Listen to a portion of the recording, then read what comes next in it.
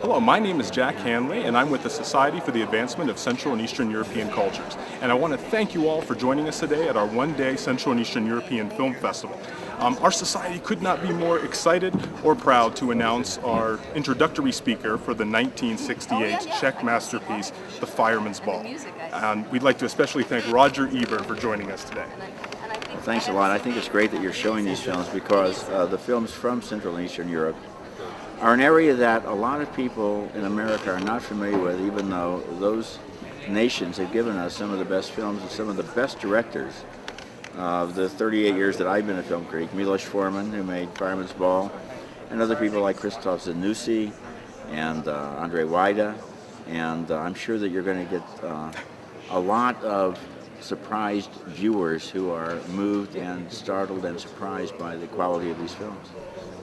Yes, we're definitely hoping so. Now, to start with, the film that our audience is just about to see, which is Fireman's Ball, not only has the privilege of being one of the best movies to come out of the region that I think in the last 50 years, but also managed to make your list of great movies. Could you explain to our viewing audience how that made the cut? Well, I'd be happy to.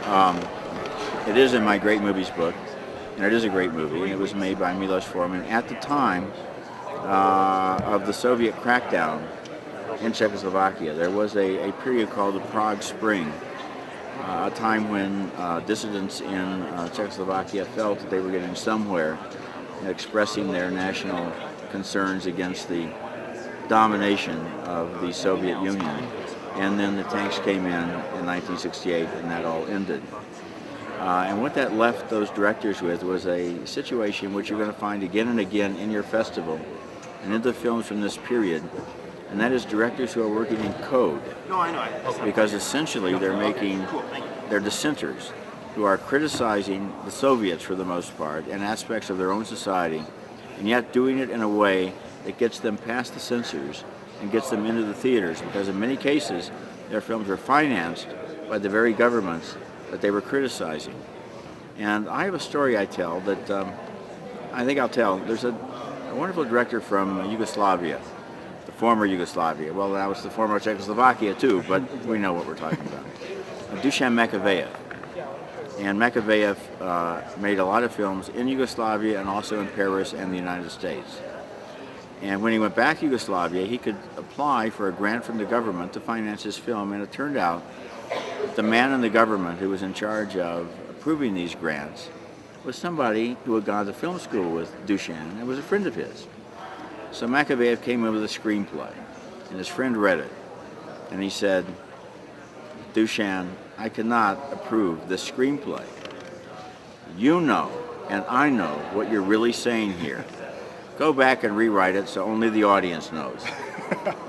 And that's essentially what these directors were doing. The Fireman's Ball can be read, first of all, as a wonderful human comedy. I mean, the disappearing gifts from the table, the beauty contest that nobody wants to enter, certainly the incredible image of the fireman who arrived too late to save the burning farm building, but the farmer is complaining that he's cold, and so they do what they can. They move his chair closer to the flames. This is all funny just as it is. And then if you see it as a metaphor for Czechoslovakia at that time, working under the Soviets, there's kind of a black humor involved. In other words, the country is burning down, and all we can do to make ourselves feel better is to move closer to the flames. Every time the lights go out, the lights come on again, and presents are missing from the table, just as corruption is stealing stuff from our society. Our crops, our treasure, our marketing ability, our products, our factories, our people are all being stolen by the Soviets every time the lights go out, so to speak. And it's not really that hard to look at this movie and see it as a critique of Soviet occupation. Well, at the same time, it was an enormous hit when it first came out in America and around the world simply because it was so funny. And of course, Milos Forman, who I met him, and I met a couple of the others, Ivan Passer in particular, at the 1968 New York Film Festival. They came to New York fleeing from the tanks that came into Prague. And became essentially American citizens. Milos Forman went on to become the director of some of the most successful films ever made in this country, and to be head at one point of the film program at Columbia University. And he made, well, you know his titles, like Amadeus and One Flew Over the Cuckoo's Nest and so forth. Milos Forman. So he became a very popular director on really, and this is his launching pad. This is the film that got him a start in America. And his first American film is a film very few people have ever seen called Taking Off. But I recommend it to you. It's about the Society for Parents of Wayward Children. And their children have run away, and so they form a society. And being Americans and loving to join things, they get so involved in the society that they'd be kind of disappointed if their kids came back, because then they have to resign. Wonderful. And that, as you mentioned earlier, since this was produced in 1968, and of course, after the political, cultural, and economic climate had so greatly changed in former Czechoslovakia, and so that now after this time, does the film in any way to you still appear dated? I mean, we've gone past, for instance, the Velvet Revolution, the fall of communism throughout Central and Eastern Europe. Do you find that the film still holds some relevancy today? Well, it's not relevant to the situation in Czechoslovakia today. I was there at the Czech Republic 2 years ago. My wife and I attended the Karlovy Vary Film Festival, which is one of the oldest and most important film festivals in Europe. And Karlovy Vary used to be called Carlsbad, so maybe you know it by that name. It's a spa town.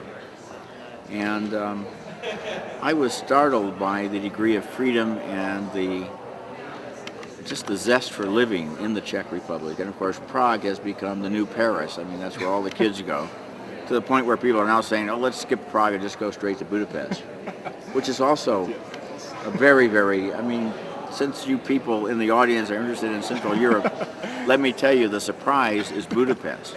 This is an amazing city, and everybody talks about Prague. Sure, Prague is great. Vienna is great, you know. Berlin is great. Warsaw is great, but Budapest is amazing. I think I'm off the subject. No, I'm pretty sure fine. I am. Our But audience would love this. the movie, historically, it's about a time when it was made in code as a comic resistance to the Soviets. But like all good movies, it exists outside of its time. When I picked it for my Great Movies book, I didn't pick it because it was a great 1968 dissenting movie. I picked it because today, when you see it, it's a wonderful movie about human nature. That's what makes it a good movie, because the message might change, might be dated, might become irrelevant, might no longer be current. But the great movies, I mean, Chaplin's The Great Dictator. Hitler has been dead for 60 years, but it's still a great movie. Very true. One last question, if we could, for you today. We've noticed that you've always, throughout your life, in addition to being like the most predominant film critic that this country has seen, and also being a film historian and author of many books, a screenwriter as well, notice that you've been a champion for many times for films that have often been overlooked by society or missed, in addition to having an overlooked film festival, in fact, which will be coming up shortly, I believe, for you. Yeah. So what I wanted to find out is, could you please share with our audience today, who some of them are seeing some of these films from the region for the very first time and seeing this genre of film for the first time, some words of encouragement as to why they need to continue their quest to really check out Central and Eastern European cinematic culture? Well, not only Central and Eastern European, but the world in general. The movies that play at the multiplex sometimes can be pretty good. This movie, Fever Pitch, that's opening with Drew Barrymore, about with Jimmy Fallon as the Boston Red Sox fan. It's a good movie. I liked it. I mean, you know, you hear the formula and you think, oh, I've seen it before and it's going to be dumb. Occasionally a good movie comes along, even at the multiplex. So I'm not saying that doesn't happen. But in terms of respecting yourself and your own curiosity and your own growth, you're not going to find all the nutrition you need from the screen at a multiplex. You're going to have to go to film societies and to art theaters and look at those cable channels that you know all about but maybe don't watch quite enough, like IFC and Bravo and Sundance, and the classic channels like Turner Classics, because great movies can transform you. They can make you a better person, can make you a funnier person, a deeper person, a more thoughtful person, a better person. And as a film critic, my review was not really necessary for a movie like Sin City. Now, to be sure, I liked it. I thought it was kind of amazing as an example of computerized graphic violence meeting the comic book and the Pulp Fiction universe. I think it's a good movie. But you know what? That movie didn't sell one extra ticket because of my review, because the people who were going to go see that movie already knew they were going to go see it. So as a film critic, I really feel I'm performing a more valuable function when I review films that people might not have heard about without my review. And that's where the fun comes in. And not only from Central and Eastern Europe, but, you know, oddly enough, I suppose Sweden doesn't qualify in your geographical area, does it? Not as such. It's right on the edge. It's right there. It's close. It's right across the water from. It is. Yeah. Well, we actually did Goodbye Lenin at our last film festival, which Okay. was from Germany, just because it related. There's a Swedish film I want you to show called Songs from the Second Floor. I showed it at my Overlook Film Festival. And you could have one extra program called Films from Near Central and Eastern Europe. Excellent. Because it's the kind of film I'm talking about, a film totally indescribable. People will leave the theater utterly baffled. Some people will hate it. Some people will want to see it 6 more times. And that kind of film is more exciting than American Pie 4. Let's face it. Let's face it. Well, Roger Ebert, thank you so much for coming and helping us support cultivation of art. You've always been a friend of Boulder and helping. Can I just add one more thing? Of course. Good. Okay, this is just personal. When I went to the University of Illinois, they didn't have film school, they had no film classes, but they had film societies. And the admission was pretty cheap. And you went because it was a cheap date. And then they showed you a film by Kurosawa, or a film by Truffaut, or a film by Wells. And that's how you saw these films.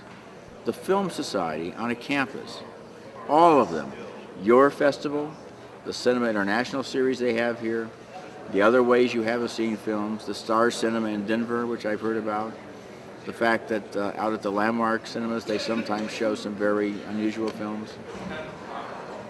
This is how you break out of the trap of just going to the same old stuff week after week. And frequently people will take a chance by themselves. They will go alone to some film they've heard is good. But there's a kind of a tyranny that takes place on a date. You know, guys are afraid they're going to look like nerds, so they don't want to ask the girl to go see some art film. Or girls are going to think that the guy wants to see some action picture or something. People, when dating couples choose movies, it brings out the worst side of both of them. So I just have this piece of advice to you, in terms of your partners in life. If they don't like to see the kinds of movies that you like to see, the relationship is probably not going to last. Thank you so much, Roger Ebert, for helping us out and endorsing our film festival. We will always count you as a friend of the society. Okay. Thank you again so much on our behalf. And for the rest of the audience, thank you again for coming to see us and for supporting this film festival. And now, without further ado, I present the 1968 classic from Czechoslovakia director Milos Forman. That is The Fireman's Ball.